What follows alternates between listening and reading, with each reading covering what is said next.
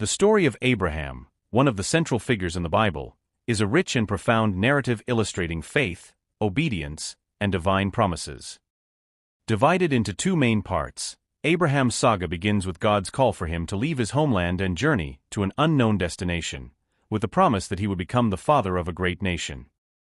This initial journey is marked by challenges, trials, and demonstrations of faith, culminating in God reaffirming his promises. The second part of the story focuses on the fulfillment of these promises, highlighting significant events such as the birth of his son Isaac and the ultimate test of his faith. Abraham's journey not only shapes the history of the people of Israel, but also offers timeless lessons on trust and obedience to God. Part 1 of Abraham's story in the Bible begins with his call by God in Ur of the Chaldeans. Abraham, as he was initially known, received the divine command to leave his land, his relatives, and his father's house and go to a land that God would show him. Genesis 12 verse 1. This call included an extraordinary promise. God told Abraham that he would make him into a great nation, bless him, and make him a blessing to all the families of the earth. Genesis 12 verses 2 to 3. Obeying the divine call, Abraham departed with his wife Sarai, his nephew Lot, and all his possessions towards the land of Canaan. When they arrived there, God appeared again to Abraham and promised to give that land to his descendants. Genesis 12 verse 7. This marked the beginning of a journey of faith and trust in God, where Abraham faced challenges such as famine in the land and conflicts between his herdsmen and those of Lot. During a severe famine, Abraham decided to go down to Egypt with his family. Fearing for his life because of Sarai's beauty, he asked her to say that she was his sister. Because of this, Sarai was taken to Pharaoh's palace, but God intervened by sending plagues upon Egypt. Pharaoh then returned Sarai to Abraham and ordered them to leave Egypt. Genesis 12 verses 10 to 20. Back in Canaan, Abraham and Lot prospered, but their herdsmen began to quarrel due to lack of space for their flocks. Abraham suggested they separate, giving Lot the choice of where to go. Lot chose the plain of the Jordan, leaving the mountainous region to Abraham.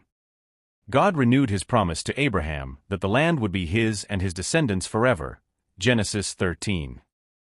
Although Abraham had received promises from God, his wife Sarai was still barren. Desperate to see the promise fulfilled, Sarai gave her Egyptian maidservant, Hagar, to Abraham in hopes that she could bear him a child. Hagar conceived and gave birth to Ishmael.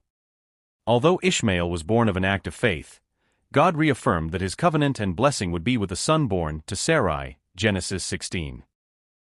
These events in the early part of Abraham's story highlight his journey of faith, obedience, and God's extraordinary promises, which shaped not only his life but also the course of sacred history as narrated in the Bible.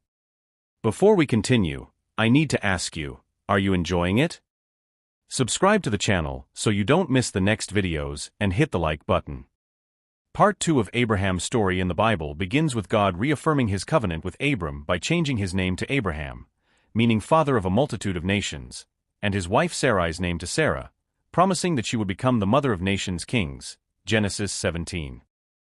By this point, Abraham had already fathered Ishmael with Hagar, but God specified that the promised child would come through Sarah.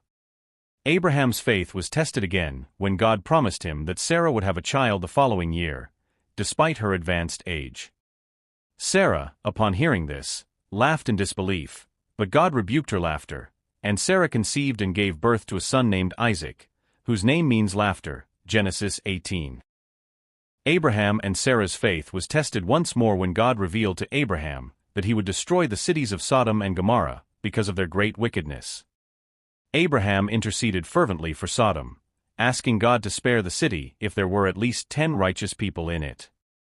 Unfortunately, only Lot and his family were deemed righteous enough to be spared. The cities were destroyed, but Lot and his 2 daughters were rescued through God's angel's intervention. Genesis 18-19. In the ultimate test of Abraham's faith, God asked him to offer Isaac, the child of promise, as a sacrifice. Abraham obeyed, taking Isaac to Mount Moriah, where God stopped him at the last moment, providing a ram for sacrifice instead of his son. This event was the supreme test of Abraham's faith, and he was blessed by God for his obedience and trust. Genesis 22.